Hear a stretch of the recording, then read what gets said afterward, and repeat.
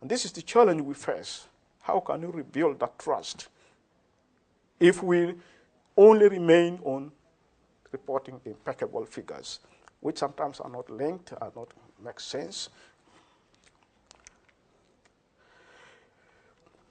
The other problem that many of the, in some of the African countries, the members of the Public Accounts Committee are not very much, have no financial background, they have no financial training, and so they have problems on understanding this financial statement.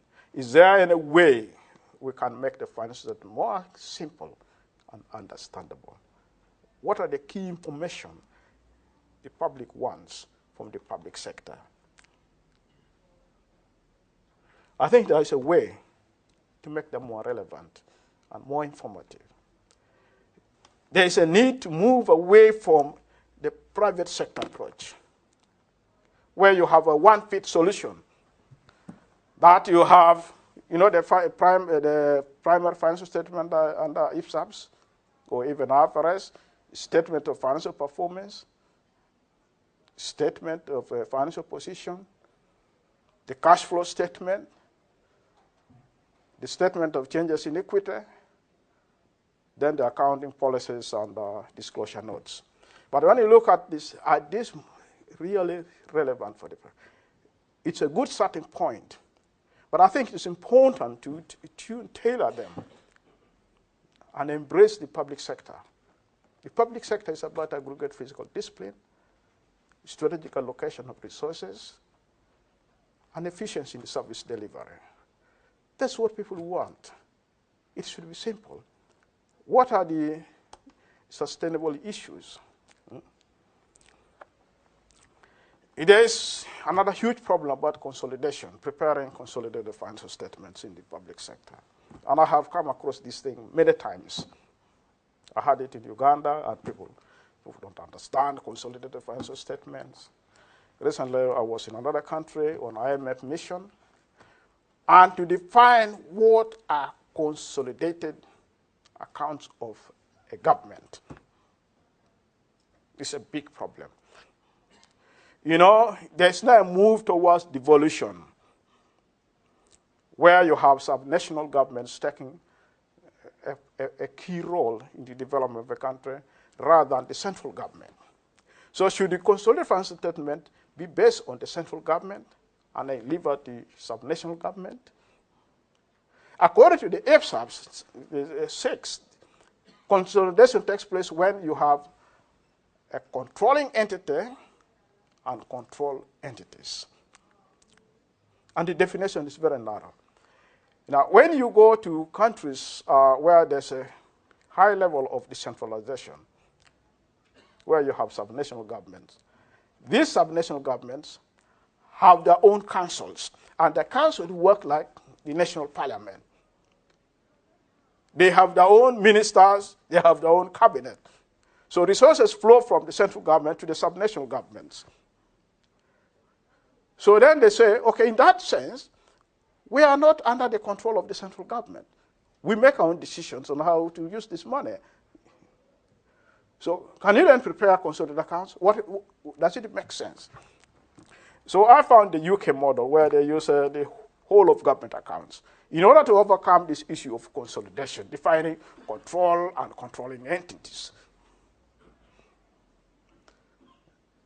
So I think if we are to make this, make government more trusted, then I think we need to change some of this, move away from this private sector. It's a good starting point, but we need to tailor them. I've already talked about revenue recognition. It's a big area where there's a big problem. Like when I was in South Africa, they have, when the budgets are appropriated, and part of that budget is released to the budget agency, and some is not. At the end of the year, you have that unreleased appropriation to be surrendered back to the consolidated fund. Again, you have to show that, disclose that in the financial statement. But countries differ. They said, we don't surrender back what we have not received. So you have all these differences in recognition. The other challenge we have And I think in many countries you have this classified expenditure. How is it treated? How is it accounted for? How is it made transparent? In many countries, they don't have a law specifically for classified expenditure. Classified expenditure is about national security, defense, and so forth. But we do not have any standard on that. Now, even if we were to adopt the accrual basis of accounting on under ASAP, how do you include the assets, military assets? There's no guidance. And in many countries, what I have told them, just treat them as classified expenditure and write it off. Because you don't want to get involved in those discussions. And, but then the tricky problem is on the heritage asset. Yes, there's a guidance on that, but is it appropriate? We now also have an increasing problem at the global level. We have IPSAPs, now we have EPSAPs, we have IFRS. Then you have countries developing their national standards. So, which is the best? More confusion upon confusion. And I think this is where a forum like this is important to move and help countries to go towards convergence of the standards so that they become more relevant and so that the public sector becomes trusted in the financial statements that they prepare. Because public finance is about public interest and no more than that. The needs in the public sector, as I said, is about the budget, credibility. I know there's a standard on IPSAS about disclosing budget information. But in the statement of financial performance, this IPSAS says you can present it either by nature of expenditure, that is salary, finance cost, travel. That's by nature of cost. The public sector is not interested in that.